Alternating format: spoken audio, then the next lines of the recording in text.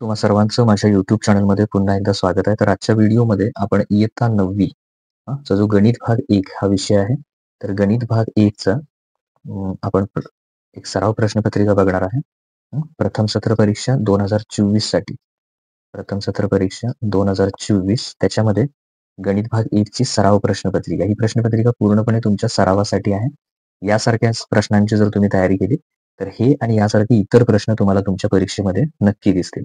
त्यामुळे या प्रश्नपत्रिकेचा उपयोग सरावासाठी करा. गणित भाग 1 चा एकूण 40 गुणांची प्रश्नपत्रिका असणार आहे आणि वेळ तुम्हाला असेल 2 तास.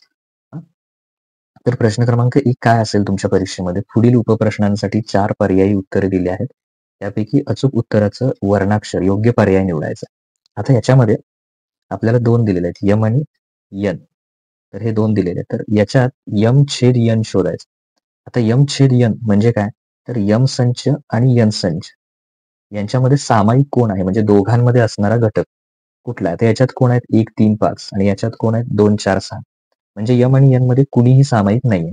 मग कुणीही सामायिक नाहीये तर त्यासाठी एक तर असा पर्याय असेल रिक्त संच किंवा त्याच्याऐवजी असं फाय चिन्ह वापरलं असतं. फाय म्हणजे त्या दोघांमध्ये कुणीही सामायिक नाहीये. ओके, म्हणजे कुठला पर्याय बरोबर येणार आहे? पर्याय सी, फाय हे त्याचं अचूक उत्तर आहे. आता 2x वर्ग अधिक 5x चा घन अधिक 7. आता इथे घन आहे, इथे दुसरा घात आहे, इथे तिसरा घात आहे. या बहुपदीची कोटी किती? एक घात दुसरा आहे, एक तिसरा आहे. तर सर्वात मोठा घात कुठला? 3. तर 3 ह्या त्या बहुपदीची काय झाली? कोटी झाली. ओके, या बहुपदीची काय झाली? कोटी. त्यामुळे कोटी किती लिहिणार याच्यामध्ये? 3. त्याच्यानंतर पुढे खालीलपैकी कोणती संख्या करणी नाही? याच्यात आपल्याला काही संख्या दिलेल्या आहेत, त्यातली कुठली संख्या करणी नाही? आता करणी नसणारी संख्या म्हणजे 64चं घनमूळ जर आपण काढलं, कुणाचं घनमूळ काढलं आपण? 64चं. तर 64चं घनमूळ किती येणार आहे? तर बघा 4चं 3 वेळा गुणाकार केला. घन म्हणजे 3 वेळा गुणाकार. 4 चोक 16 आणि 16 चोक 64. त्यामुळे 64चं घनमूळ किती येणार? 3. म्हणजे थोडक्यात ह्या तिसऱ्या पर्यायाचं आपल्याला उत्तर मिळतं. सॉरी 64चं घनमूळ, सॉरी 64चं घनमूळ 4 गुणिले 4 गुणिले 4, 4 चोक 16, 16 चोक 64 म्हणजे किती येणार? सॉरी 4 येणार त्याचं घनमूळ. मग 4 हे त्याचं उत्तर आलेलं आहे. 64चं घनमूळ 4. तर ज्याचं उत्तर मिळतं करणी संख्येमध्ये किंवा त्या वर्गमुळाच्या किंवा घनमुळाच्या संख्येमध्ये ती संख्या करणी असणार नाही आणि तेच शोधायचं आपल्याला. तर याचं उत्तर 4 आल्यामुळं ही करणी नाही. बाकी कुठल्याही याचं आपल्याला डायरेक्ट असं पूर्ण संख्या उत्तर मिळत नाही. त्यामुळे हे तिन्ही पर्याय काय आहेत? करणी आहेत. आपल्याला काय शोधायचं आहे? करणी नाही. तर कुठला पर्याय बरोबर येणार? सी. ओके. आता x घन वजा 1 या बहुपदीचे काय करा? सहगुणक रूप लिहा. आता x घन आधी काय करा? उतरत्या क्रमानं लिहा. म्हणजे x घन वजा 1. आता घन नंतर वर्गचं पद नसेल तर असं लिहा 0 वर्ग 0x वर्ग. म्हणजे तिसऱ्या घात नंतर दुसऱ्या घातचं पद नाहीये. त्यामुळे 0x वर्ग लिहायचं. परत x चं सुद्धा पद नाहीये. त्यामुळे काय लिहिणार? 0x आणि शेवटी सॉरी याच्यात इथे वजा 1 आहे. वजा 1 बरोबर 0. म्हणजे घातांकाच्या उतरत्या क्रमानं लिहायचं आणि जर एखादा घातांक नसेल तर तिथे 0 घ्यायचं. मग आता इथे सहगुणक बघा. पहिला सहगुणक किती आहे? 1. दुसरा सहगुणक किती आहे? 0. तिसरा सहगुणक किती आहे? 0. आणि शेवटी किती आहे? वजा 1. म्हणजे याचं सहगुणक रूप कुठलं येणार? 1 0 0 वजा 1. म्हणजे कुठला पर्याय बरोबर असणार आहे? पर्याय सी हे त्याचं अचूक उत्तर असणार.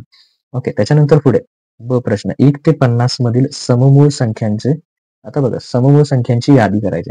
तर समसंख्या कुठल्या? 2 4 जस्ट मिनिट इथे लिहूया आपण 2 4 असं समसंख्या 2 4 6 8 10 आणि पुढच्या सगळ्या अशा 2च्या पट्टीतल्या. आणि मूळ संख्या कुठल्या? तर मूळ संख्यांमध्ये कोण येणार? 2 3 5 7 11 13. ह्या सगळ्या मूळ संख्या आहेत. मग आता अशी कुठली संख्या म्हणजे पुढेही आहेत, तर मूळ संख्यांमध्ये कधीही समसंख्या येणार नाही. फक्त 2 हीच त्याच्यामध्ये काय येणार? मूळ संख्या येणार. म्हणजे 2 ही अशी संख्या आहे जी समसुद्धा आहे आणि मूळ सुद्धा आहे. बाकी अशी कुठलीही संख्या नाही आहे की जी सम पण आहे आणि मूळ पण आहे. त्यामुळे यादी पद्धतीने लिहिताना कसं लिहायचं? ए बरोबर 1 ते 50 जरी असलं तरी सममूळ असणारी एकच संख्या आहे 2 ही संख्या. त्यामुळे त्याच्या यादीत फक्त 2 येणार. आता सोपे रूप द्या. 7 हे सोडवायचं आहे. 7 हे आहे तसं उदाहरण लिहून घ्यायचं. आता हे जे त्याच्या पुढच्या संख्या आहेत त्याला लागून वर्गमुळाच्या, तर त्यांची वजाबाकी करायची. म्हणजे 7 वजा 29 आणि दोघांमध्ये किती आहे? वर्गमुळात 3. तर हे करायचं. मग आता 7 मधून 29 किंवा 29 मधून आधी 7 वजा करा. 29 मधून जर 7 वजा केलं तर ते 22 येणार आणि मोठ्या संख्येचं चिन्ह काय येणार याच्यामध्ये, याच्या समोरचं चिन्ह काय वजा, त्यामुळे वजा 22 वर्गमुळात 3 हे त्याचं अचूक उत्तर आहे. ओके, दुसऱ्याच. आता इथे बघा, इथे हे सहगुणक रूपातील बहुपदी घातांक रूपात लिहायचे, म्हणजे 1 2 3 4 किती आहेत बघा संख्या, 1 2 3 4 आहेत. 4 संख्या असेल, वजा 2 पासून सुरू करायचं. इथं संख्या किती आहेत बघा, 1 2 3 4. पहिल्याचं चिन्ह वजा 2 आहे. 4 संख्या असल्यामुळे घातांक 1 न कमी घ्यायचं, म्हणजे वजा 2x चा घन परत अधिक त्याच्या पुढचं किती आहे, 2x चा वर्ग परत वजा 2 घात कमी करत या, x चा पहिला घात, पहिला घात लिहायची काही गरज नाही, आणि मग शेवटी संख्या अधिक 2. तर हे तुमचं तिसऱ्याचं काय झालं, घातांक रूपात झालं. Okay, just a minute. आपण पुढचा प्रश्न बघूया. आता हा जो आहे 1 3 5 7 याचे कुठलेही उपसंच द्या. मग तुम्ही एखादा बी घेऊ शकता, ज्याच्यामध्ये तुम्ही 3 आणि 2 घ्याल, 3 आणि 2, किंवा एखादा सी घ्या, 1 3 7 असंही घेऊ शकता. तर असे कुठलेही 2 त्याचे उपसंच तयार करा. आता इथे बघा, इथून पुढचे प्रश्न 2 खालील कृती पूर्ण करा. तर इथनं पुढचे प्रश्न मी तुमच्याशी फक्त डिस्कस करणार आहे, तुम्ही ते काय करायचे, सोडवायचे. भागाकार करा. ह्या दोन्हींचा काय करायचा, भागाकार करायचा. त्यासाठी हा जो प्रश्न दिलेला आहे इथला, तर इथे भाज्य वगैरे दिलेला आहे. तर हे संश्लेषक भागाकार पद्धतीने ही कृती काय करायची, तुम्ही पूर्ण करायची. त्याच्यानंतर पुढे आहे, खालील ज्या संख्या आहेत त्या कशा रूपात लिहा म्हटलंय, पी छेद क्यू स्वरूपात लिहा. कुठल्या स्वरूपात लिहायच्या आहेत आपल्याला, पी छेद क्यू या स्वरूपात काय करायच्या आहेत, त्या संख्या लिहायच्या आहेत. मग पी छेद क्यू मध्ये ज्या कृती आहेत ही कृती काय करा, पूर्ण करा. या 4 चौकटी आहेत, त्या जर भरल्या वरच्या प्रश्नात सुद्धा तुम्हाला 2 गुण मिळून जातील. 2 आणि 2 4, आणि या तिसरंही दिलंय, तिन्हीपैकी कुठलेही 2. आता यू दिलाय, ए दिलाय आणि बी दिलाय, तर तुम्हाला ए डॅश लिहायचा आहे. ए डॅश म्हणजे काय करायचं, यू मधून ए वजा करायचा, म्हणजे यू मधून ए काढून टाका. 1 1 2 2 3 3 5 5 आणि 7 7. यू मध्ये कोण राहिलं, 4 8 9 10 11 13. ते कशामध्ये लिहायचे, ए डॅश मध्ये. तसंच बी डॅश फाईंड करा, शोधा. आता ए संयोग बी, ए संयोग बी म्हणजे सॉरी ए छेद बी आहे. ए छेद बी म्हणजे काय करणार, तर ए आणि बी मधले सामायिक घटक त्याच्यात लिहिणार. कुठले कुठले येणार सामायिक घटक, 1 हा आहे त्याच्यात, त्याच्यानंतर 5 एक आहे, 1 5, 1 आणि 5 तेवढेच आहेत. ओके, तर ते त्याच्यातल्या ए डॅश छेद बी डॅश, मग ए डॅश आणि बी डॅश शोधल्यानंतर त्याच्यामध्ये सामायिक कोण ते लिहायचे. आता पुढचा प्रश्न आहे, खालील उपप्रश्न सोडवा. एक्स बरोबर 0 असताना या बहुपदीची किंमत काढा. तर याच्यामध्ये एक्स ची किंमत किती ठेवायची, 0 ठेवायची. ती 0 ठेवून जी किंमत येते ती शोधायची. जसं वरती कृतीयुक्त प्रश्न होता तसाच प्रश्न आहे. याचं कुठल्या याच्यात रूपांतर करायचं आहे, पी छेद क्यू मध्ये रूपांतर करायचं आहे. ओके, खालील बहुपदींची बेरीज करा. ही बहुपदी ही अशी एकाखाली एक लिहून घ्या. एक्स घन कसंही लिहू शकता तुम्ही, आडवी मांडणी उभी मांडणीमध्ये. त्याच्या खाली ही द्या, ही बहुपदी, आणि त्या दोन्हींची काय करा, बेरीज करा एकसारख्या पदांची. आता इथे बघा, इथे तुम्हाला टी आणि एम दिला, तर यांचा संयोग संच आणि छेद संच लिहायचा. संयोग म्हणजे काय, तर दोन्ही एकत्र करायचे, प्रत्येक घटक एकदाच लिहायचा, आणि छेद म्हणजे दोघांमध्ये सामायिक असणार. जसं 3 4 आहे, इकडे 3 4 आहे, तसे सामायिक घ्यायचे. ओके, करणींना सोपं रूप द्यायचं. सोपं रूप कसं देणार, 27 आहे, तर 3 9 27, बरोबर, हे 9 आहे, तर 9चं वर्गमूळ किती येणार, 3. 3 वर्गमुळात 3. ओके, 3 वर्गमुळात 3 हे त्याचं, कारण 9चं वर्गमूळ किती येणार, 3. तसं 50चं पण करता येईल. 25 दोन्ही 50, 25चं वर्गमूळ 5 आणि वर्गमूळ चिन्हात 2, तर असं करता येईल. आता हे कृतीयुक्त प्रश्न आहे. 7 वजा 2x, एकदा इथं अधिक 5 किंवा इथं एकदा काय घ्यायचं, वजा 5, आणि मग ही 2 समीकरणं किंवा दोन्ही बाजूला सोडवायची. ओके, आता त्याच्यानंतर पुढचा प्रश्न आहे, प्रश्न क्रमांक 2. या बहुपदीची किंमत m बरोबर 2 असताना 12 आहे. म्हणजे बहुपदीत m ची किंमत किती ठेवायची, 2 ठेवायची. जिथे जिथे m आहे तिथे किती ठेवायचं, 2. आणि मग ती 2 ठेवली तर P2 ची किंमत किती येते, 12 दिलेली आहे. तर त्याच्यावरनं काय करायचं, हे सोडवून तिथे लिहायचं. आता त्याच्यानंतर पुढे ब, खालील उपप्रश्न सोडवा. कोणतेही 2 आहेत. ही जी बहुपदी दिली आहे तुम्हाला, 2m वर्ग अधिक 5m वजा 3, याचे अवयव पाडायचे. काय अवयव येतात ते तिथे लिहायचे आहेत. अवयव पाडताना त्याचं 2 गुणिले इथे 3 करा, वजा 3 म्हणजे वजा 6 येतील, त्या पद्धतीने. आता ए व बी हे संच आहेत का, आणि सकारण सांगा. ए व बी हे संच समान आहेत का. आता सममूळ असलेली संख्या किती येते, सममूळ असलेली संख्या मगाशी बघितली आपण 2. म्हणजे ए मध्ये कोण येणार 2 हा घटक येणार. ओके.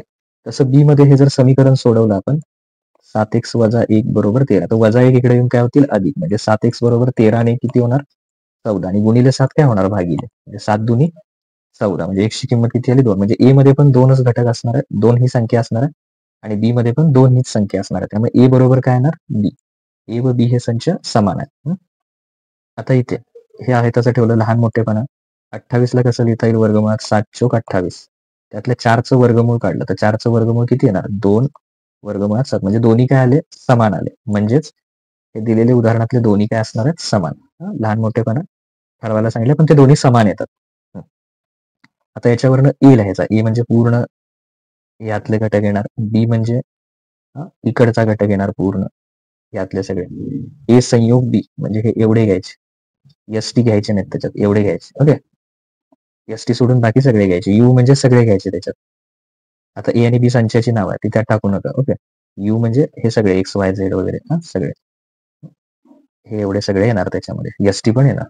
ए डॅश म्हणजे यू मधनं ए वजा करायचा बी डॅश म्हणजे यू मधून काय वजा करायचा बी काढून टाकायचं राहिलेले ए डॅश आणि बी डॅश याप्रमाणे.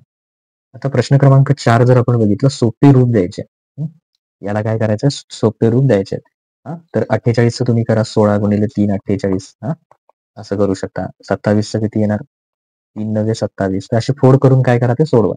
छेदाचे परिमेयकरण तर याला गुंताना त्याच्या बरोबर उलट घ्यायचा तो 2 वर्गमुळात 5 अधिक घ्यायचा 3 वर्गमुळात 2 त्यानं गुणायचं आणि परिमेयकरणाने सोडवायचं. आता x - 3 या बहुपदीनं संश्लेषक पद्धतीनं भागायचं म्हणजे संश्लेषक पद्धतीनं भागाकार करायचा आणि बाकी भागाकार आणि बाकी लिहायचे. सोपे रूप द्या एक तर हे सोडवा सोपे रूप द्या असं याची सुद्धा प्रत्येकी 3 गुणिले अशी फोड करता येते प्रत्येकामध्ये 25 ते 75 येते तसं इथं बघा किती येतं इथं 49 गुणिले सॉरी इथं येणार 49 गुणिले 3 येणार इथं 64 गुणिले 3 येतील तर त्या पद्धतीनं काय करा त्याची फोड करा आणि हे सोडवा आणि हे संचामधलं शाब्दिक उदाहरण आहे तर ते शाब्दिक उदाहरण इथे सोडवायचं आहे म्हणजे अशा प्रकारे तुमची पूर्ण गणित भाग 1 जो आहे त्याच्यामध्ये तुमची 40 गुणांची जी प्रश्नपत्रिका आहे गणित भाग 1 ची ती इथं पूर्ण होते. पुढील व्हिडिओमध्ये आपण काय करूया जे पुढचे प्रश्न आहेत ते बघूया. Okay thank you.